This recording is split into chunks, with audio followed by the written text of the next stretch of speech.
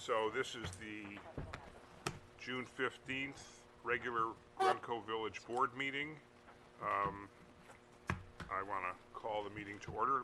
Village Manager Crowley, can we do a roll call, please? Trustee Hallwax. Here. Trustee Listener. Here. Trustee Mealopoulos. Here. Trustee Onderdonk. Trustee Rubin. Here. Trustee Scott. Here. President Rowan. Here. We are live streaming this meeting. We've posted the links to the live stream on the village's social media pages. We'll make the recording available on the village's YouTube channel following the conclusion of the meeting. The first item on the agenda is consideration of minutes. The minutes have been circulated and they're published with the agenda. The minutes are the Committee of the Whole minutes for May 11th, 2023, the Board of Trustees regular meeting from May 11th, 2023, and the Board of Trustees inaugural meeting from May 11th, 2023. If there aren't any comments or changes on those minutes, is there a motion to approve them? Motion approved. Is there a second? Second. All in favor say aye. Aye. The motion carries and the minutes for those meetings have been approved. The next item on the agenda is public comment. This portion of the meeting allows for those in attendance to address the board on non-agenda items. I'll ask for public comments on agenda items to be made at the time when we get there on the agenda. All comments are limited to 3 minutes, and we'll tell you when you need to stop. Are there any comments on non-agenda items? Okay, I don't see any. Okay, the next item on the agenda is reports of committees. And the first report is the Committee of the Whole. We just had a Committee of the Whole meeting, and we talked about two subjects. One was we discussed the recently approved clubhouse project. We talked about possible retention of architects and contractors. And the second item on the agenda was an electric vehicle readiness program. We talked about things the village could do to advance that ball. The next item is the Finance Committee. Trustee Rubin, who's the new chair of the Finance Committee, chaired his first meeting, and what's the report? Thank you. We had our meeting on Tuesday, and I'm happy to report that the finances of the village are in good shape. At Tuesday's meeting, we discussed our monthly financial reports for the month of May. As of the end of May, our general fund revenue performance for places for eating tax, telecom, use taxes, garbage taxes, various and sundry permits, etc., all are outperforming budgetary targets. Property taxes have now rebounded from the county's significant delay in issuance of the first installment. But we will continue to monitor the timing of the second installment, which frankly we're assuming will be a bit delayed. But we're in good shape and we have the reserves to deal with them. Water fund revenues also had a strong month due to some drought-like conditions that we experienced. And expenditures are within our budgetary targets, although the village is experiencing upward pressure on costs for many supplies and services. We've continued that month to month. The committee also discussed the current progress on this year's capital plan. We're happy to report that the majority of vehicles that we planned on purchasing for this year or are anticipated to be received in the current year. We've already got some of them. The committee also discussed our calendar year 2022 audit, which our auditors are here to present about tonight, as well as the annual actuarial reports for the pension funds, which determine our required contributions to the pension fund. And we also actually had the actuary there helping go through the actuarial reports at our finance committee. And while we'll see a slight increase in our contribution for pension funds this year as a result of all that, the village is going to continue to conduct this analysis in accordance with our very specific funding policy, and we're in good shape. The committee also asked staff to coordinate further discussions on the village's donation policy, specifically as it relates to the upcoming golf club project, and particularly as it might relate to hopefully larger donations and naming rights for village assets. So we anticipate having additional conversations on this policy in the coming months. And that's the report, President Rowan. Thank you for that report. Next is the report on the Plan Commission. Trustee Listener is the village board's representative on that. Yes, Trustee Listener. so at our May meeting, the Plan Commission considered the exterior appearance review for the proposed three-story building that is going to be developed on the Walgreens site in Hubbard Woods. It had recently received a special use permit. The commission was concerned about some of the colors that were being showed as the physical examples of the brick were different than what we were seeing in the drawings that were provided, and there was just kind of a lack of clarity in terms of what was being proposed for the brick. And so the commission basically asked the developer to come back again in July to bring some clearer exhibits on what the proposed exterior of the property was going to be. We're also continuing to work on the comprehensive plan. We're now in the process of reviewing the objectives from existing plans along with the new objectives that have come out of all of the planning sessions and the feedback from the public. You know, these objectives, of course, are helping us to define the steps that need to be taken to develop this aspirational kind of big picture vision of what we want to see the community looking like.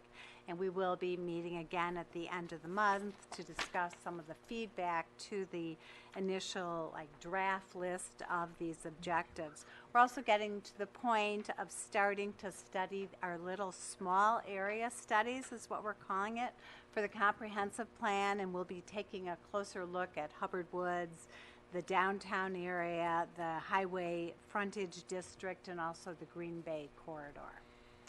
So we have a lot of work to do on this comprehensive plan. Hard at work. That's it. Okay, the next report, thank you for that. The next report is the Golf Advisory Committee, which of course is busy for a lot of reasons. Trustee Hallwax is our representative on that. So the golf course remains very busy, which is a good thing. Anyone that's been there can see that we are crowded on any nice day and even on some of the not nice days. But May was a wonderful month for weather and for golf. For reference, we had a half an inch of rain compared to the average of 4.39 inches. So it's great for golf in terms of play and also in terms of revenues for carts. So rounds surpassed budgets by 1,500 and revenues surpassed the budget by 127,000, of which 27,000 was electric cart rentals.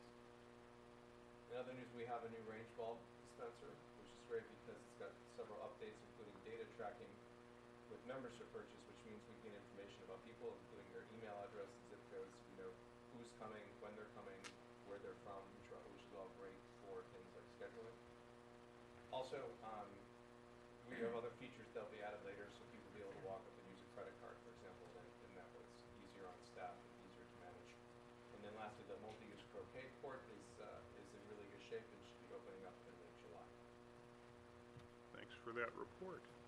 The next report is the Sustainability Task Force. Trustee Michalopoulos is our representative. What's the report? Hi, everyone. We had our last meeting on May 23rd. The STF continues to be a group of an amazing, enthusiastic, and dedicated group of individuals. I just want to commend them for all their hard work. There was a small change or large change in the STF leadership. We have two new co-chairs, Brad Levison and Larry Riley were appointed to co-chair. We also have a new STF member, Lori Touchman, who was appointed to vice chair by the task force. On June 3rd, not too long ago, we had our annual Donate and Recycle Drop-Off event. This was another huge success. We saw almost 300 carloads pass through to donate some of their unwanted goods. Among of the items donated were almost 3,000 pounds of soft goods like clothing, over 1,200 pounds of hard goods like furniture and house goods, almost 6 tons of construction debris, and a dozen musical instruments, and enough sports equipment to help about 1,000 children. Looking ahead, we are planning our summer events, and 2 of which include participating in the July 4th parade and Green Bay Trail Day. Last, we're also planning an open house in September to showcase our efforts and try to recruit additional volunteers. And that's all. Thank you. Thanks for that report. Next is the Council for Inclusion and Community, and our representative on that is the former chair, Trustee Scott. Thank you. The Council for Inclusion and Community met last week and focused the discussion on planning upcoming events and activities. The council was present for last weekend's Pride Month events at the library and Writers Theater, and will be at the Chamber of Commerce sidewalk sale on June 24th to share donuts and information about the council's work. We'll also be participating in the July 4th events. And then later in the summer, the council is working toward an end of summer event, as well as we are continuing to work on a speaker series event in the fall. The topic is expected to be related to how we can have civil, difficult conversations when we disagree on a topic, and we're working on options for facilitators. We don't have a date yet for the fall event, but hoping for late September, early October. And that is it. Thank you, President Rowan. Thanks for that report. And the last of the reports, but not the least, is the Preservation Commission. Trustee Underdog. Thank you. The Preservation Commission met in person on Tuesday, June 6, 2023, over 2 meetings. The first meeting was at 5 p.m. as a site visit at 828 Bluff Street, a candidate for an honorary landmark designation. Shelley Longmire and Jonathan Field invited the commission for the visit and the tour. The second meeting was the regular 5:30 p.m. meeting at Village Hall. The commission began by continuing its discussion of 828 Bluff Street regarding the benefits of the certified designation and what other financial benefits may be available to the owners from state or federal programs. Chair Van Vetchen and Assistant to the Village Manager John Pape will consult with the owners to determine if they need more time to consider their application, and that is underway. The Commission also reviewed a draft of its recommendations to the Village Board.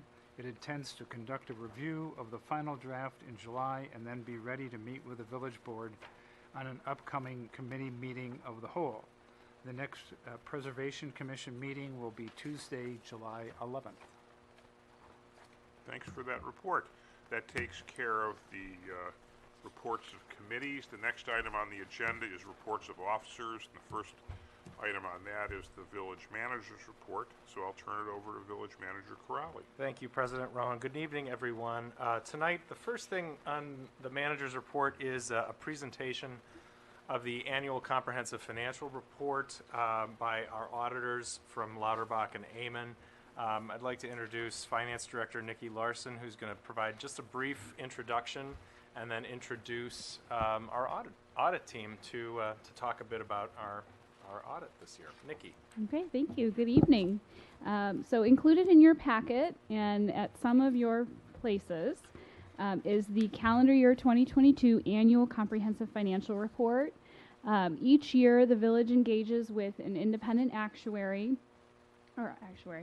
independent audit firm to conduct an audit process and essentially verify that the finance department is presenting its financial statements fairly and accurately. This process starts in January with a planning meeting, and then we conduct preliminary field work where the audit staff comes out, tests internal controls, and takes a look at our preliminary financials. And then we do final field work, which takes place over 2 weeks. Some of the work is done hybrid. A lot of it is done electronically, where we verify all of the financials, make our year-end adjustments, and finalize everything. And then that process is concluded with the presentation of the final financials to this body, which we are hopeful that you will accept this evening. And then there will be a series of required filings that the finance department will have to do following this meeting to comply with Illinois regulations as well. So with us this evening is Tim Gavin. He's a principal with Lauterbach and Amon. And I will turn it over to Tim to make a brief presentation for you. Thank you. Welcome. Thank you, and thanks for having me. And Nikki did a great job of summarizing the process of the audit, but she left out a key thing, which is how much her team is involved and how much we appreciate their preparation.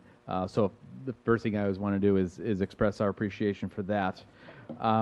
As she mentioned, we have completed the audit process for the year ended December 31st, 2022, and we are here to present and summarize the annual comprehensive report. Won't go into too much detail. I know this was discussed at Finance Committee, but I'm just going to kind of go through a couple of components of the report, some very high-level details, and of course, happy to answer any questions from the board. As mentioned, it is a comprehensive report, which involves voluntarily including some additional components for analysis and context, so it is a more complete presentation. So always kudos to the village and Nikki and her team for volunteering that additional information. The first component of the report I want to draw your attention to is page 10. It's the only page with our letterhead on it.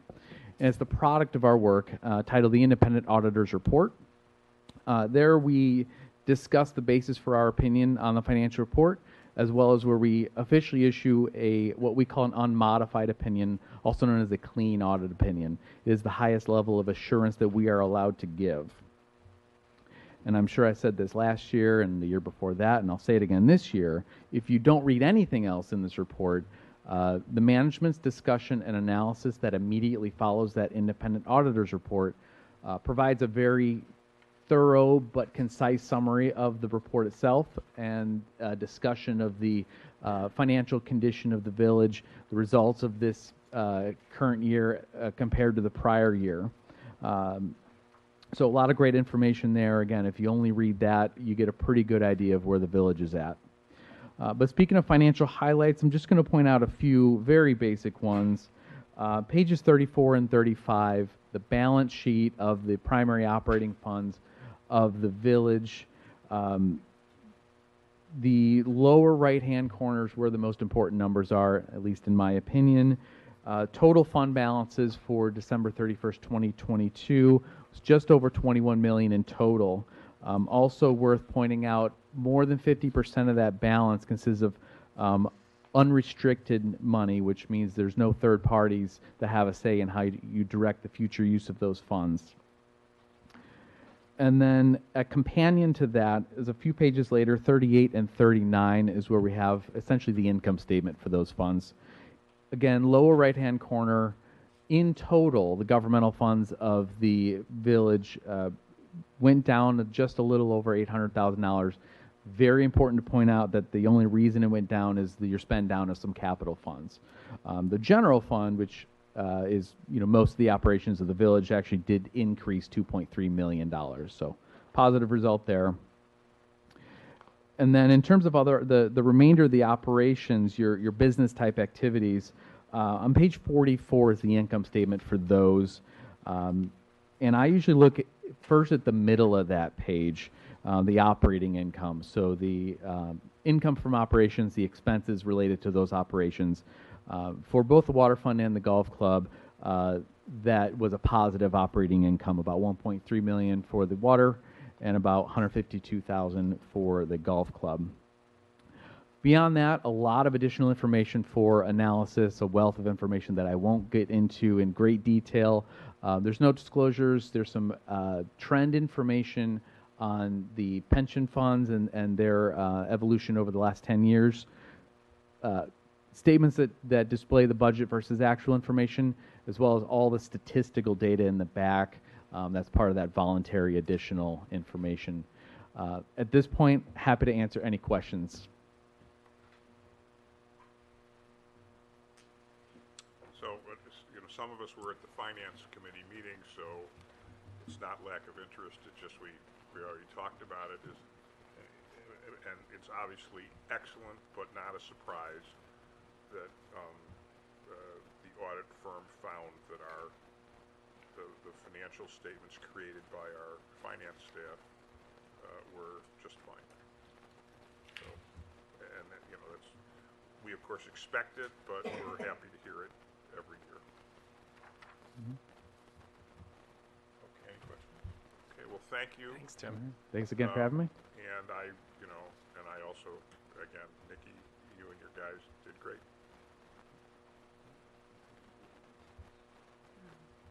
If I may, President Rowan, I'd just like to thank the board and particularly the Finance Committee for your patience as we work through this process. We certainly couldn't do this without your support. And we do believe that this financial report will be eligible for the Certificate of Achievement from the Government Finance Officers Association, which is just a recognition of the thoroughness of that report.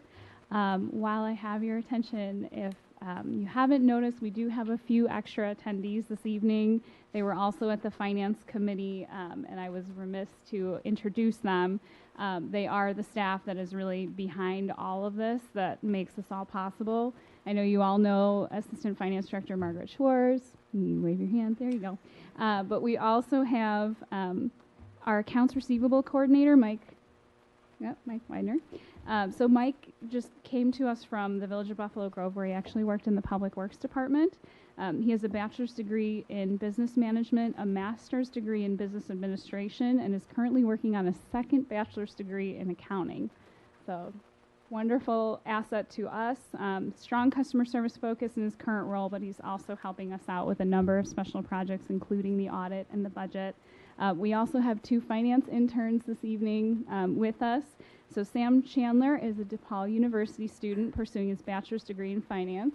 Anyway, Sam, there you go. And Michael Sadovi is a University of Iowa student pursuing his bachelor's degree in finance and chemistry. And he's also a Glencoe resident. So Michael, you can wave your hands.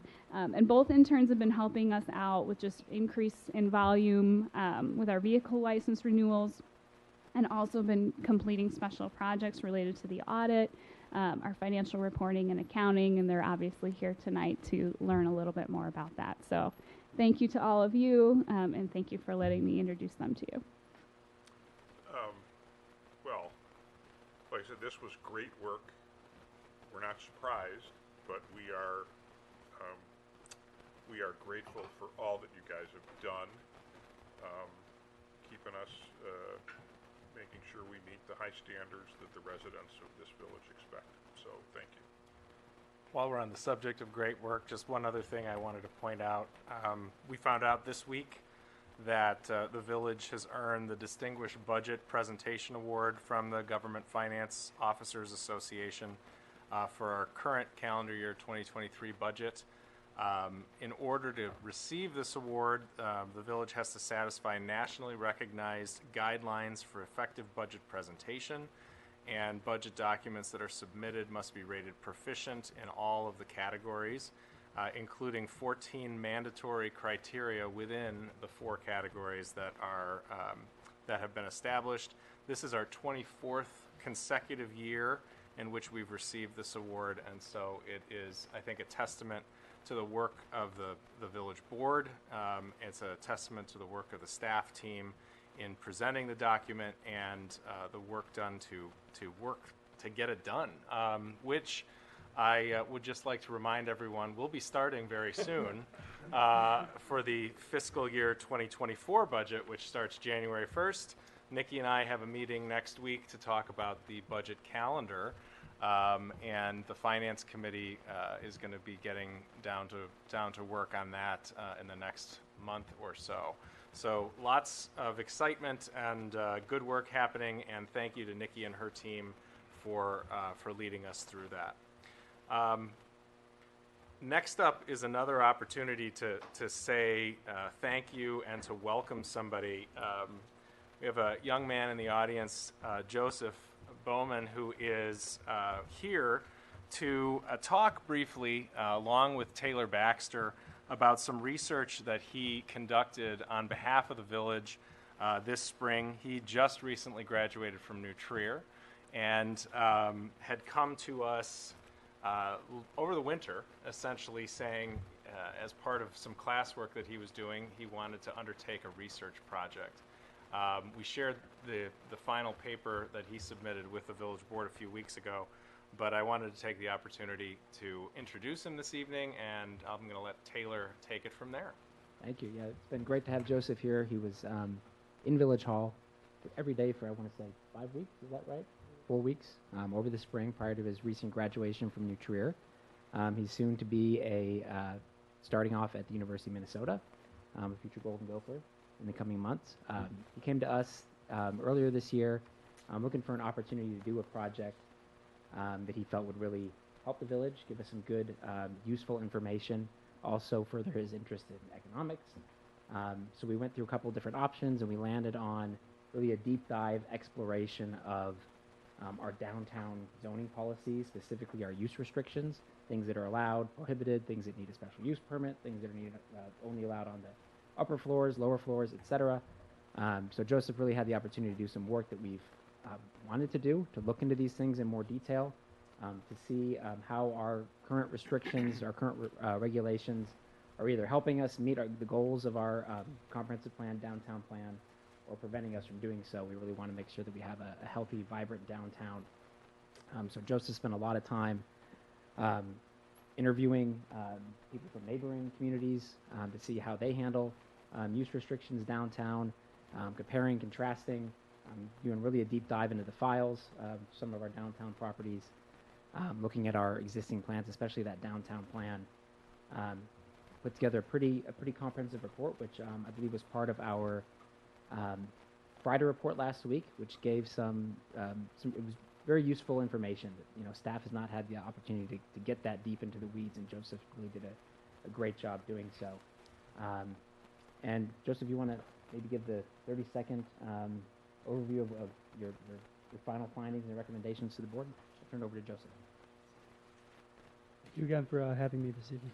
So basically, yeah, when I did a deep dive here, I was looking at how well our permitted uses support the plans set forth in the 2016 comprehensive, or the 2016 plan for downtown.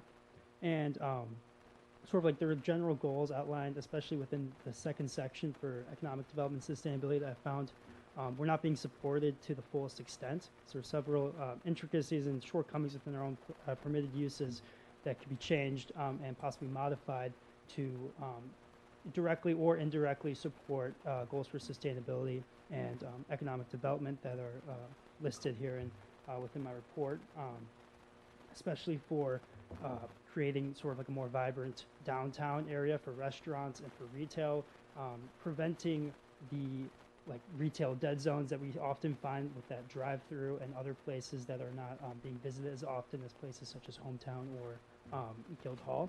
And I developed an alternative model of permitted uses that would be shorter, easier to read, and that would further support several goals within Section 2 of the 2016 Plan for Downtown.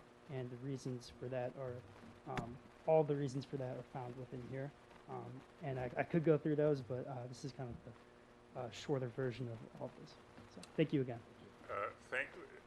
Is it Bowman? Bauman. Bauman. Okay, my advisor at New Trier was Bauman, but he only had one end, one N at the end. We all saw the report. It was terrific. And I think a number of us, I used to be on the zoning board, a number of us have been worried sort of about whether our zoning code was allowing stuff we didn't necessarily want in the Uptown Business District.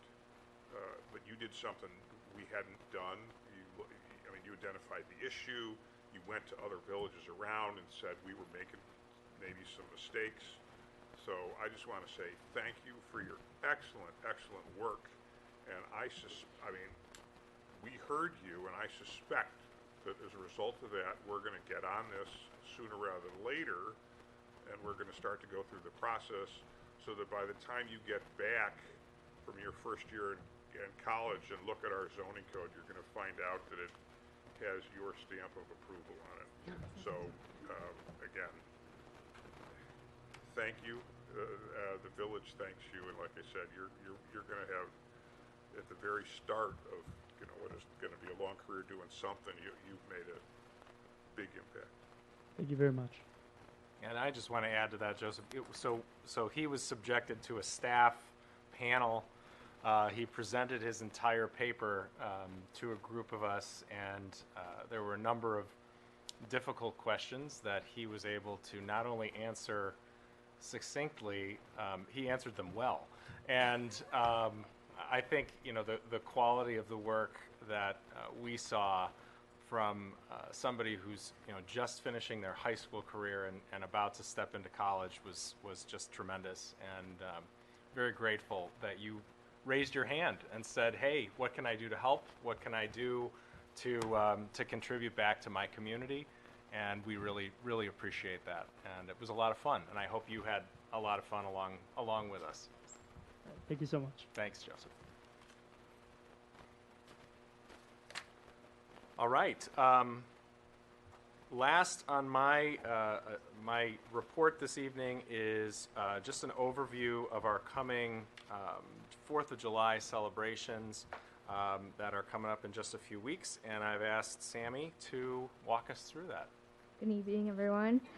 So there are several events coming up to celebrate Independence Day, some of them run by the Park District, some run by us or jointly.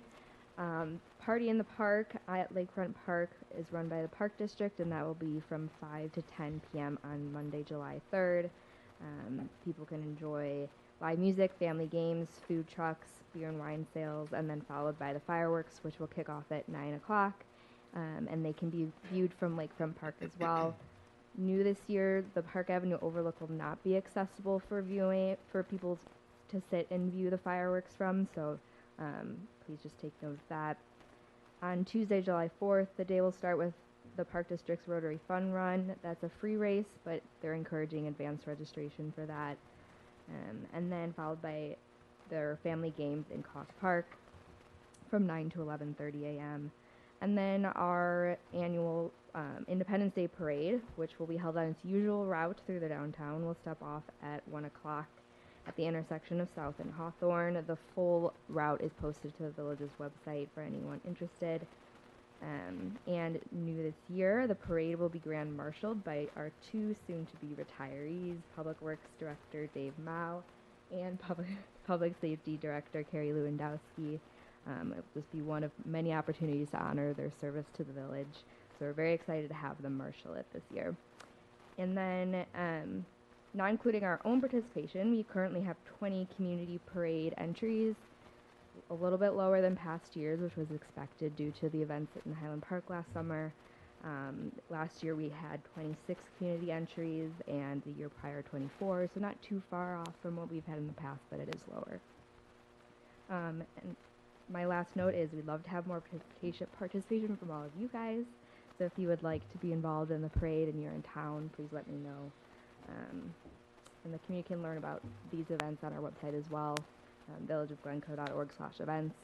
And I'll pass the torch to Village Manager Crawley, who will talk about the increased security awareness we're doing this year.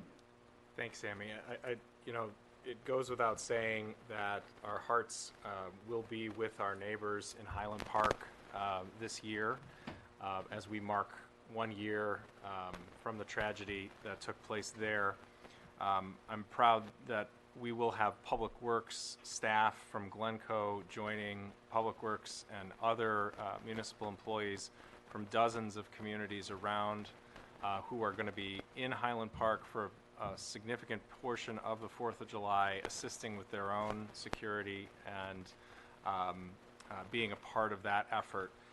Here at home, we have been meeting regularly with our public safety and public works teams. We just had a meeting yesterday with the Park District, working through safety and security changes that are in place. I think one important one that is different from past years is we are asking that anyone who lives along the parade route and including our downtown business district, we're going to be restricting parking during the course of that parade and asking that all vehicles be removed from the street by 10 a.m. on the 4th of July.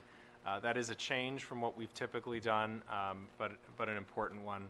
We are busy ensuring that we put in place as many safety components as possible, and there are quite a few. and certain aspects perhaps of the celebration this year of Independence Day will feel slightly different, but we feel confident that we have taken some important and necessary steps. So we do hope that the community can come together. It is a day of remembrance, certainly. It's a day to be together as a community and as we are together to support, as I said, our neighbors in Highland Park. And I look forward to the opportunity of being together with the community despite some of those difficulties. But I hope if you're looking for more information, you do visit the village's website, and if you're interested in participating in that parade, there are still opportunities to do so. Any questions from anybody? So what is Highland Park doing this year? Highland Park will not be hosting a parade. They are hosting a community solidarity walk that will follow a pretty similar route to their typical parade. And they're asking that there not be any spectators for that event, but that it be something that people sign up for and participate in and walk through that route. They will have a community picnic at the end of that, and then there will be an event in the evening that'll include music and food. And rather than doing fireworks this year, they're actually going to be doing a drone show as an alternative to a fireworks show. So they will have a full day of events in Highland Park. And that concludes my report for this evening's meeting. Thank you, Village Manager Crowley. The next item on the agenda is the Village President's Report. This will be fast. Two items. The first one is, by mistake, we neglected to reappoint one of the members of the Council for Inclusion and Community, Bob Young. We had arranged to do this ahead of time. We just left his name off. That was our error. So in the packages we have, we're just appointing him to another term expiring in 2026. Is there a motion to reappoint Bob Young to the Council for Inclusion and Community? So moved. Is there a second? It's been moved and seconded. We need a voice vote. All in favor, say aye. Aye. Motion carries. Thank you. The second item, and we've circulated this in our package, is consideration of a proclamation declaring June 19th, 2023 as Juneteenth in the village of Glencoe. Unless there are any comments, we did this last year. Unless there are any comments, is there a motion to approve this proclamation? So moved. Second. It's been moved and seconded. All in favor, say aye. Aye. Motion carries. That takes care of the village president's report. The next item on the agenda is the consent agenda. The consent agenda includes items that were published online so that the residents as well as the board members could review them. And we may have talked about some of these items at the committee of the whole as well. We don't think they require further discussion, so we group them together and then we vote on them as a whole. Tonight there's one exception, which is 6B, which is essentially our check register, and it turns out that one of our board members has a financial interest in one of the people that's getting a small check. We are fastidious about that kind of thing, so what I would suggest is that we get a motion to remove from the consent agenda item 6B, which is the check register. Then we'll get a vote on that, and then we'll carve out 6B, and one member, that's Trustee Scott, she can recuse from that, and then we'll vote on that. So is there a motion to approve the consent agenda sans 6B? Is there a second? It's been moved and approved. We do need a roll call for this, so let's have a roll call, please. Trustee Hallwax. Yes. Trustee Listner. Yes. Trustee Mealopoulos. Trustee Underdunk. Trustee Rubin. Yes. Trustee Scott. Yes. The motion carries, so the consent agenda without 6B is approved. Now, with respect to the check register, it's been circulated, everybody's seen it. As I understand, Trustee Scott is going to recuse, so you're not voting on this one. Do we need- Yes, I am recusing myself from the consideration and vote of 6B because I have a personal interest in one of the vendors on the check register tonight. Okay. And when a member recuses themselves, they're actually required to leave the room, and they're not counted as a no or an abstain. They're counted as an absent. We're not doing this just to make Trustee Scott walk with her boot out of the room for laughs. But don't So- go far, you got to come back. So just the minutes will reflect that Trustee Scott was not present for this vote. Is there a motion to approve the check register item 6B of the consent agenda? So moved. Is there it's been moved and seconded. Let's have a roll call vote, please. Trustee Hallwax. Trustee Listner. Trustee Mealopoulos. Trustee Underdunk. Trustee Rubin. Yes. Trustee Scott. She's recused. She so, is okay. absent from The motion carries, so we have approved the consent agenda. The next item is regular business, and the next two items, I think I would like to combine them, and they are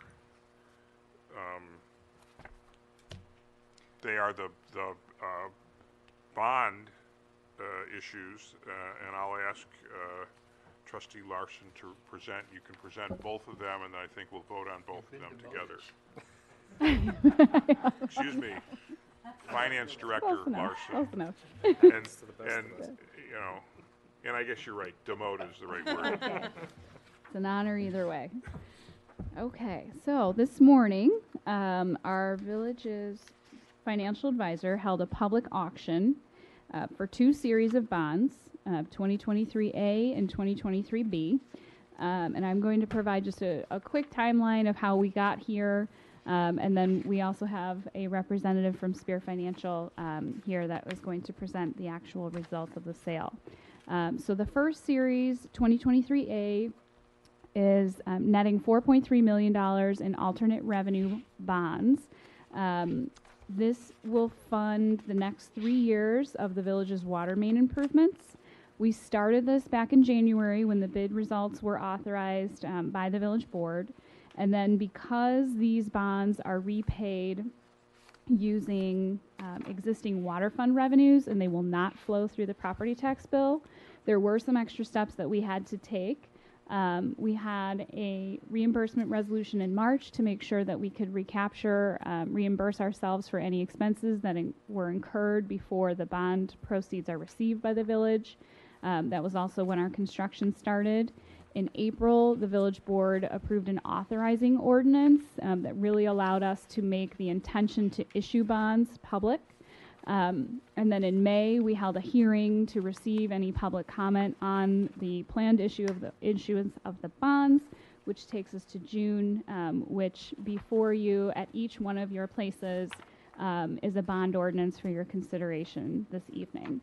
If the bond results are approved, then we plan to have the actual closing of the bonds in late June, in which at that time the village will receive the actual funds. Just additional information on the scope of work for the 2023 bonds. As I mentioned, this is the next 3 years of water mains. The improvements that are underway right now are going to be on Pebblewood Lane, Sunrise Circle, and Skokie Ridge Drive between Oak Ridge and Elm Ridge. The budgeted cost for the current year was $1.7 million in water mains, and fortunately the bid results came in less than that, which will allow us to roll those additional funds into future year improvements. The second series, 2023B, we just spent quite a bit of time talking about the golf clubhouse project at the committee of the whole. This would be the first installment of bonds out of the $15 million that was approved via referendum by the community this past April. This process started back in December, actually before that, But in terms of the bonds, the referendum was authorized. That went before voters in April, and then that brings us to the bond sale today. Again, the process for this bond issue is slightly different, as these are general obligation bonds that will attach as part of the property tax levy and be repaid through taxes. The 2023 CIP includes placeholders for a number of issuances related to the golf clubhouse project, which includes a full-scale replacement of the golf clubhouse, as well as related buildings and additional amenities on that property. 2023 is the first installment at $3 million. 2024 would be the second installment at $7 million, understanding that construction will likely begin in that year. And 2025 has a placeholder of $5 million. However, I will just note that the village's plan is to continue pursuing grants and private fundraising as well. And to the extent that we are successful, we do plan to scale down that $5 million issue in 2025. And at this point, I'd like to call up Anthony Maselli from Spear Financial. And Anthony will review the bond results from this morning. Great. Thank you, Nikki. Appreciate that. Good evening. So as Nikki had mentioned, we had conducted 2 competitive bond sales this morning for the village's 2023A and 2023B bonds. So I will start with summarizing the sale results for the 2023A, which you can see on the screen. So through a competitive open auction, we received a total of 40 bids from 7 underwriters, 7 bidders this morning on the 2023A bonds. The winning bid came from Robert W. Baird & Company at an initial bid of 3.7909%. The bids ranged from the 7 bidders of that winning bid of 3.79 to a high bid of just over 3.89%, so about a 10 basis point spread between the 7 bidders. After the sale, we resized the principal amount of the issue in order to provide for the $4.3 million in project funds. So the new par of the issue after the resize with the final interest rates is $4,270,000, which will provide $4.3 million in proceeds. And the new rate, the new average rate, is 3.7798% for the 2023A bonds. For the 2023B bonds, and again, these are the referendum-approved GO bonds, we received a total of 21 bids from 5 bidders, with the winning bid coming from FHN Financial out of Memphis, Tennessee, at a original bid of 3.7642%. Again, we took the winning bid, we resized the issue in order to provide for $3 million to the project fund. The final par amount was reduced to $2,975,000 from the initial $3 million offering, and a final rate of 3.7527 on the 2023B bonds. I'll just mention as part of this process, and I know you're aware because it came out a few weeks ago, but as part of this process, we have to go and obtain a bond rating for the sale of the bonds. Bond rating is the credit rating that is assigned to the bonds. It's a key driver of the interest cost, the key driver of the demand that we saw today, the number of bids we received. The village's rating was affirmed at a AAA stable outlook by Standard & Poor's, so you're rated the highest possible rating by Standard & Poor's. Attached to our award packets that we had provided today with the information on the bids was also your rating report. Just to point out that it's a thorough analysis of the village's credit, similar to what the auditors do on your finances. S&P comes in, and Nikki has to give an hour deposition about the finances of the village. The key takeaways from that report are the extremely strong socioeconomic indicators in the village, but also the strong and stable finances. And one thing to point out and to be proud of, I think, is the very strong management score. So when Standard & Poor's assigns a management score, they're looking at several factors of how the village board and staff manage. What formal policies do you maintain? Can those policies be adhered to? And a very strong rating is not very common to see. It's the highest rating that they can give for a management team. So congratulations on that, and on a great sale. So happy to answer any questions. Anybody have any questions? Well, thank you. Thanks for all your help in getting this done. If there aren't any other questions, do you have more? Nope, I just was going to say the two action items that we need your consideration of are on the screen, but also before you. And I would just echo Anthony's comments that the ordinances placed before you have been modified based on the resizing of the sale to ensure that we receive the amount of bond proceeds that we need. So those are the latest and greatest, and those are the versions that we would be voting on this evening. With advice from our village attorney, I think we can vote on both ordinances together. So is there a motion to approve the updated two bond issuance ordinances, one for colloquially water and the other one colloquially golf club? So moved. Is there a second? Second. It's been moved and seconded. Roll call, please.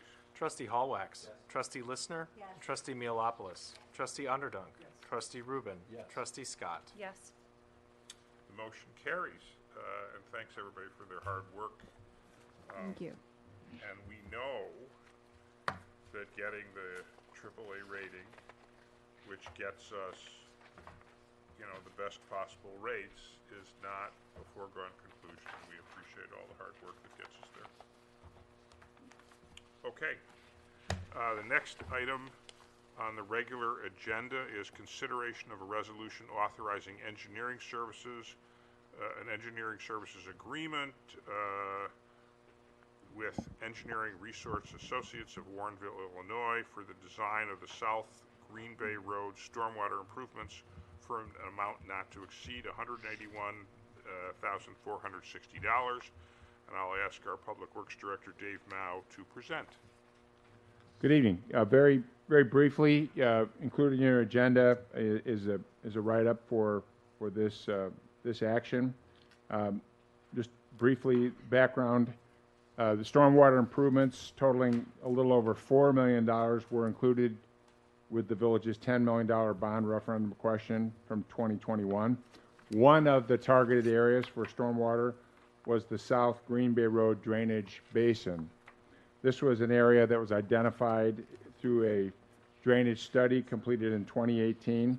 It's the area that is generally bounded by South School on the north, Euclid Avenue on the west, Green Bay Road on the east, and all the way down to Scott Avenue. And it's an area that has long been on our radar for some problem flooding areas within the public right-of-way and private property. Specifically, three areas down at the south end of Linden at Green Bay Road, at Green Bay and Jackson, and then areas on Euclid Avenue. All of those areas experienced flooding with our March 31st rain this year.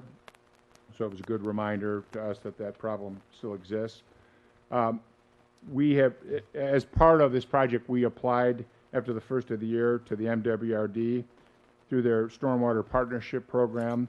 We were notified in April that our project was one of 31 applications received, but we were one of the few selected to receive assistance through that MWRD partnership program. That's a program that we're familiar with that assists communities in addressing flooding by directly supporting projects that address flooding and drainage concerns. And the details of that will come later to the board through an intergovernmental agreement. But the funding through that should fund nearly a third of what is anticipated to be a $3 million project, so it's not insignificant. So we were really excited to get that news. Included in the packet is a proposal from Engineering Resource Associates to proceed with the engineering design for these improvements. That's the field survey work, and then the 3 stages of engineering design that'll follow. This project will track with the design work being completed this fall, and then a project that would be ready to be out for bid in the spring of 2024, and be completed during the calendar year of 2024. ERA is familiar, should be familiar to the board. They've been our primary stormwater consultant for the last 20 years. Their proposal in the packet provides an estimated 13 hours of survey, design, and geotechnical services for a not-to-exceed fee of $181,460, which is a little over 6% of the estimated construction cost, which is within an acceptable range for that complexity of work. So with that, I would entertain any questions, but the staff recommends the board authorize the manager to execute an engineering services agreement with ERA for the design of the South Green Bay Road stormwater improvements for a cost not to exceed $181,460. This is a project where we think it's important to do. Thanks for all that explanation. Are there any questions? And if not, is there a motion to approve this contract? Second. It's been moved and seconded. Let's have a roll call, please. Trustee Hallwax. Yes. Trustee Listner. Yes. Trustee Mealopoulos. Trustee Onderdunk. Trustee Rubin. Yes. Trustee Scott. Yes. The motion carries, and thank you, Public Works Director Mao, for the presentation. All right, the next item is consideration of a resolution authorizing a modified and restated service agreement for the automated license plate reader technology with Flock Group. And I'll ask our Deputy Chief of Public Safety, Andy Purley, to present. Welcome. Thank you. Since being implemented in the fall of 2022, the Flock license plate reader cameras have proven a valuable asset to the Public Safety Department. The original agreement with Flock Group was for a 2-year period ending in June of 2024. Due to the immediate success that we had with the camera system, we approached Flock Group about incorporating 2 additional cameras into our system. Flock Group has also released a portable camera system which is able to be deployed on an as-needed basis at more locations, more flexible than our current pole-mounted camera system. During those conversations, Flock Group informed us that pricing would be increasing 20% after the current contract expires in 2024. If the village purchases 2 additional cameras, Flock Group has proposed maintaining the current pricing in a 5-year agreement. With the anticipated pricing increase, this agreement would be cost-effective and reduce the overall cost of the individual cameras compared to the existing 2-year agreement that we have. I would like to share some of the success stories that we have had already with the Flock camera system. 3 incidents were stolen vehicles where the driver was charged with possession of a stolen vehicle and the vehicle was returned to the owners. 1 incident involved an alert for an arrest warrant. In 2 incidents, the cameras provided vital information during criminal investigations.